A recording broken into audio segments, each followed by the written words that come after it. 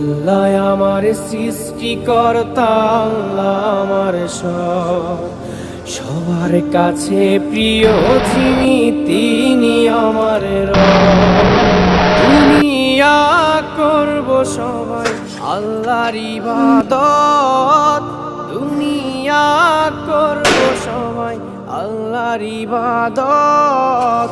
সব কিছুতে দিবেন তিনি আরি রহমত, সব কিছুতে দিবেন তিনি তারি রহমত।